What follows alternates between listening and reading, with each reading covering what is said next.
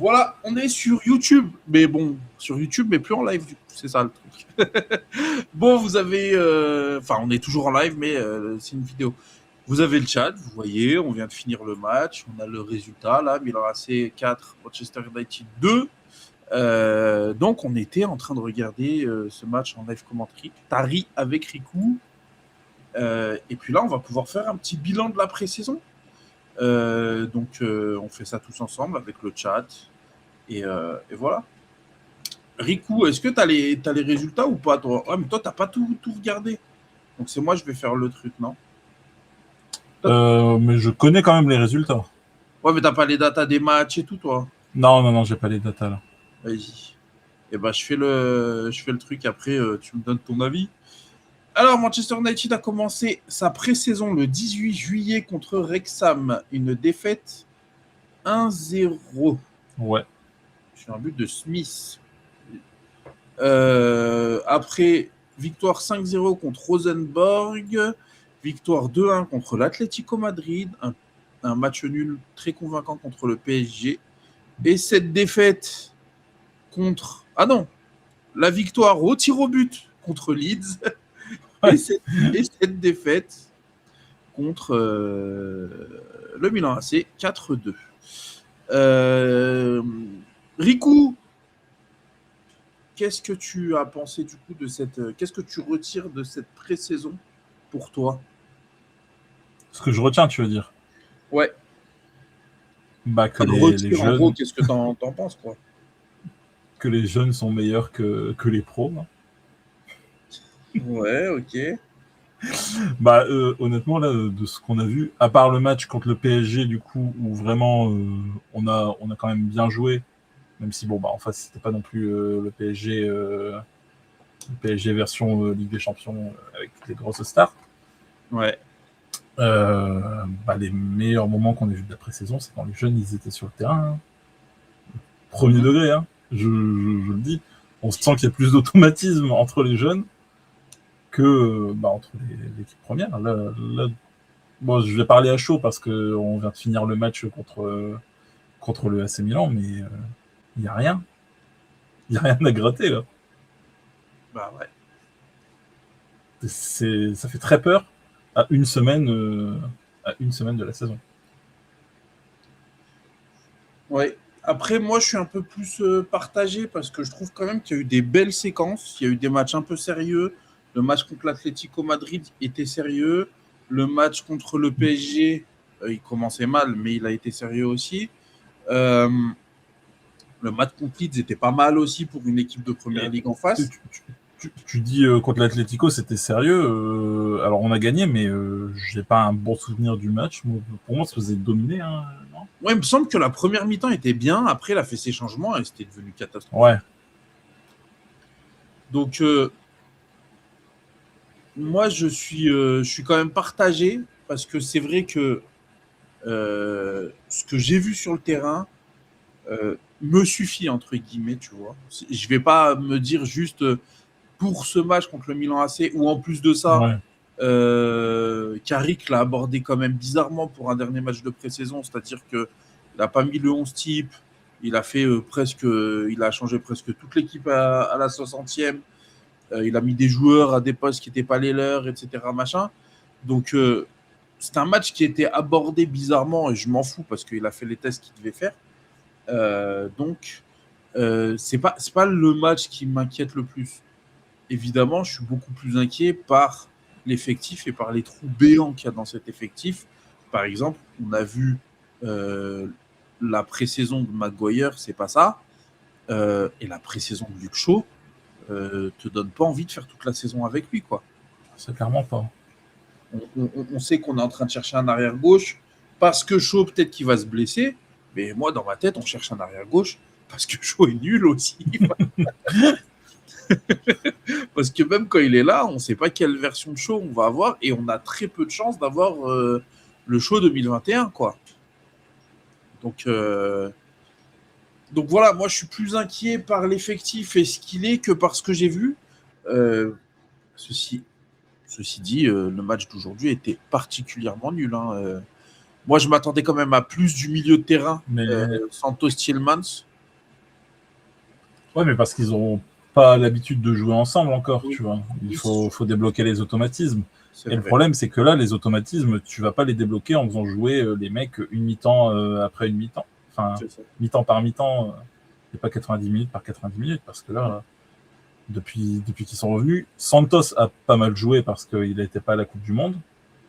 Mais Tillmans, depuis qu'il est revenu de la Coupe du Monde, bah, c'est une mi-temps par-ci, une mi-temps par-là. Mm. Et c'est trop compliqué pour mettre quelque chose en place en jouant comme ça. Donc c'est pour ça qu'il y a des inquiétudes pour le match de la semaine prochaine. Il y a aussi Est-ce des que les joueurs, joueurs seront prêts d'ici là? il y a aussi des joueurs qui sont pas au niveau. Euh, Ouais. Pardon, mais Bruno, Non, Bruno, c'est pas pas bon du tout. il n'a pas fait un bon match de la pré-saison. Même si, bon, il revient quoi la semaine dernière, je crois. Ouais, c'est ça. Il a fait 2 matchs, mais bon, bah, c'est 2 matchs compliqués, quoi. Ouais. Cunha, il a rien montré Ouais. de la pré-saison aussi. Bemo, il a montré ce qu'il a montré la saison dernière, c'est-à-dire qu'il va mettre des buts, mais que dans l'apport, en dehors de ses buts, ça va peut-être être un peu limité. Dorgu est très inquiétant. Et depuis, voilà, on a quand même une continuité des joueurs. On n'a pas eu vraiment de montée en puissance de nos joueurs ou des trucs comme ça, vraiment. Regarde, Bruno, par exemple, il est dans la continuité de sa Coupe du Monde. Hein. Je suis désolé, Oui, mais c'est ça. il est tout aussi. Dorgu, on en a parlé dans le match. Il est sur la continuité de sa fin de saison dernière aussi, C'est ça. où il n'a pas été bon du tout. Voilà, on a eu des bonnes surprises, Thielmans et Santos sur les autres matchs. Thielmans, c'était sur des entrées. Et Santos, c'est peut-être le seul pour qui on a pu voir une montée en puissance au fur et à mesure des matchs, même si cette montée en puissance s'est arrêtée sur ce match, puisqu'il n'a pas été bon. Mais en même temps, comme tu disais, en fait, un axe Thielmans, Bruno, Cunha, c'est complètement différent d'une équipe avec un 9, avec Bruno et avec, tu vois, des joueurs qui le connaissent. Tu vois. Faut vraiment, là, le milieu est complètement différent en finale, tu vois. Ahmad n'a pas été bon du tout de la pré-saison aussi, il n'a rien fait. Non. Voilà, c'est vrai que si on prend en termes de prestations individuelles, il n'y a vraiment pas grand-chose à graille. Hein. Dalot n'a pas été mauvais quand il est rentré. Mais Dalot a fait du Dalot, quoi. Donc, c'est ça, complètement. Lamens, ça a été bon. Mais justement, gardien qui est un de tes meilleurs joueurs, c'est que tu as des questions à te poser aussi. Un de tes meilleurs joueurs et il prend au final quand même 4 buts. Faut pas oui, en plus, aujourd'hui. Là, ici, ça a été une révélation, même si aujourd'hui, bon, bah, il a pas eu beaucoup de temps de jeu. Donc, contre Paris aussi, quand il a joué, il n'a pas été très bon, mais en fait, c'est quand il joue pas en 10. Moi, j'ai l'impression qu'il faut qu'il joue en 10. Vraiment, en 10, il est très très bon. Ça fait au moins 2 ans qu'on le sait. Maguire, Dalot, ça aurait dû dégager. Mais en fait, c'est même pas une question de les dégager, c'est une question de ne pas les mettre titulaires. Au moins, tu vois. Moi, il ne me dérange pas dans l'effectif, Dalot et Shaw. Maguire, Dalot, tu les as sur le banc, tu sais qu'ils ne feront pas de vagues. Et tu peux compter sur eux sur certains matchs, mais là, les mecs titulaires, c'est pas possible. Le problème, c'est qu'ils ne sont pas poussés vers le banc par un bon joueur. Voilà, on a Hamas qui, je pense, à mon avis, peut largement challenger Shaw. Dans la pré-saison, en tout cas, il a montré largement plus que Shaw. Là. Mais désolé, il a pas. Il va être vendu sûrement, ou au moins prêté. Il sera pas là. Donc, voilà. Mazraoui a montré quand même moins que Dalot, malheureusement aussi. Mais voilà. Je suis pas optimiste. Non. On va se rassurer en se disant que là, la saison, on va la commencer avec 2 matchs qui sont censés être abordables. Pouvoir potentiellement tester des choses, se préparer se préparer un peu plus. Mais même là, le City, ils vont avoir la dalle quand tu vas les affronter. Ça faisait combien de temps ils n'étaient pas en Première Ligue? Ça date, le City en Première Ligue. Ouais. Rooney était encore à Manchester, je crois. Bah oui. Oui, clairement. Non, Rooney... Ah si, peut-être. Bah si. Ouais, si, oui. Oui, non, le City, ça fait un moment qu'ils sont pas en... Bah, Maguire, il y a joué, le City. Ouais. Mais ouais, en tout cas, pré-saison, moi je trouve mi figue mi raisin, pour le dire de cette manière. C'est-à-dire une pré-saison où on a vu des choses, et on a vu aussi qu'il manquait des choses, quoi. On a Alors, surtout vu nos défauts, ouais, c'est ça. pour toi, c'est quoi les plus gros axes d'amélioration, sans parler de l'effectif, mais dans le jeu? Oh, le pressing. Je trouve que c'est pas coordonné. L'équipe, quand ils essayent de presser, elle est tout le temps coupée en deux. Mm. Genre, il y a les attaquants et il y a le reste. Ouais. Genre, vraiment, là-dessus, ça m'a choqué. Vraiment, là, Milan, il faisait une passe, on n'avait plus de milieu de terrain. C'était compliqué. Hein. Et sinon, Ouais. après, si on parle d'effectifs, il nous faut absolument un latéral de toute urgence. Oui. Le club pense pouvoir dominer en première ligue en 2026 avec dans la même. Non, mais on pense pas pouvoir dominer, mais en tout cas, moi je pense que même ce qu'on vise, à savoir le top 4, 5, parce qu'avec la Ligue des Champions, enfin, top 4, 5, c'est pas du tout fait. Hein. C'est pas du tout fait. Donc, si on visait la première place, là, ce serait carrément catastrophique d'y aller avec Stéphane. Clairement. Mais même pour le top 5, je pense qu'il manque au moins 3 joueurs là, pour être assuré de l'avoir. Tu vois. Donc, top 5, je dirais quand même 2 joueurs. Mais en fait, pour moi, 3 ouais, joueurs. c'est parce que toi, tu comptes un 9 aussi. Moi, c'est vraiment un milieu, c'est pas que milieu et ça. un latéral. Non, c'est parce que pour moi, 2 joueurs, donc un milieu et un latéral, ça te permet d'être dans la course, mais si Chelsea, Liverpool, Tottenham, ça prend, t'es pas dans les 5.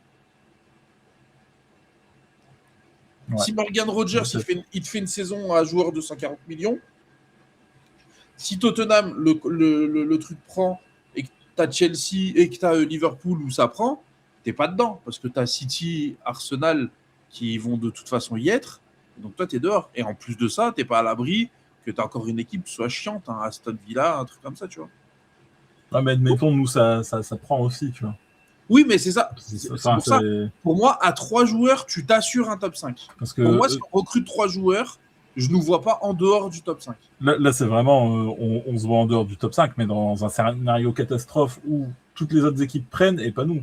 Parce que toutes les autres équipes peuvent prendre, et nous, ça peut prendre aussi, hein. On ne sait pas. Ouais. En tout cas, j'espère.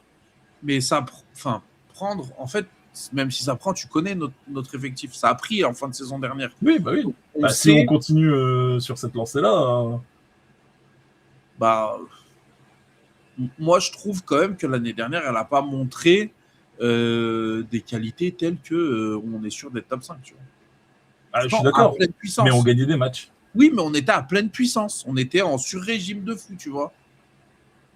Moi, franchement, si on surperforme comme on a fait en fin de saison dernière.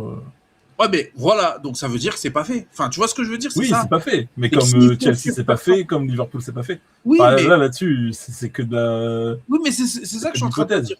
C'est qu'en gros, pour moi, il faut 3 joueurs pour pas être obligé de surperformer pour être assuré d'y être, tu vois.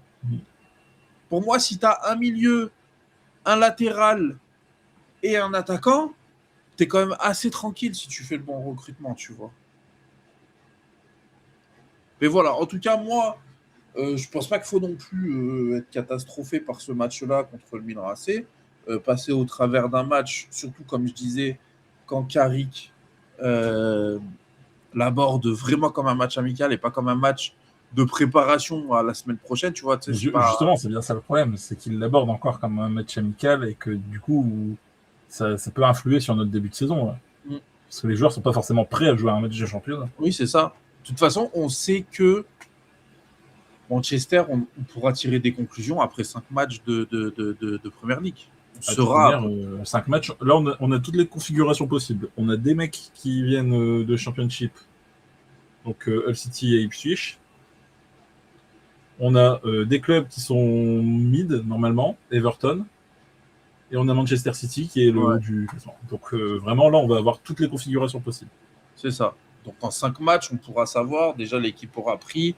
Voilà, je pense que le match contre Manchester City pourrait être révélateur de où on en est, quoi.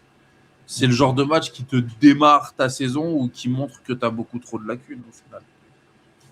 Mais voilà, en tout cas, on fera une vidéo début de semaine prochaine sur notre prédiction de pour la Première Ligue. Mais voilà, là en tout cas, on part avec les mêmes questions qu'avant le début de la pré-saison pour moi. Enfin, c'est pas une pré-saison qui nous a. Ouais, non, on marche dans l'inconnu là. C'est ça. Elle nous a pas rassuré, elle m'a pas non plus fait flipper. C'est vraiment, on a les mêmes questions qu'il y a un mois, quoi. Ouais. Donc voilà. Bon. Je pense petit 15 minutes de vidéo, c'est bien pour un. Je serais bien. Pré-saison, hein. On avait moins de matchs que les autres, faut pas oublier. Paris, c'était leur deuxième match contre nous. Hein. Je pense qu'on parle des matchs de la saison dernière. Ah oui, oui, c'est ça, oui, bien sûr. Parce que là, sinon, on avait plus de matchs que Milan. Hein. Oui, c'est ça. En plus, on est censé être plus près que toutes les équipes qu'on a rencontrées. Voilà. Peut-être l'Atlético, non, peut-être Leeds, non. Mais Paris, c'était leur deuxième match. Et là, Milan, on a fait plus de matchs. C'était leur quatrième, mais nous, on en avait déjà fait 5. Ouais, c'est ça. Donc voilà. Bon, en tout cas, on va s'arrêter là, puisque je pense qu'on a été assez complet. On se retrouve très vite pour la vidéo du coup de prédiction de la saison de Première Ligue. Ouais. Et voilà. À plus. Ciao. Ciao.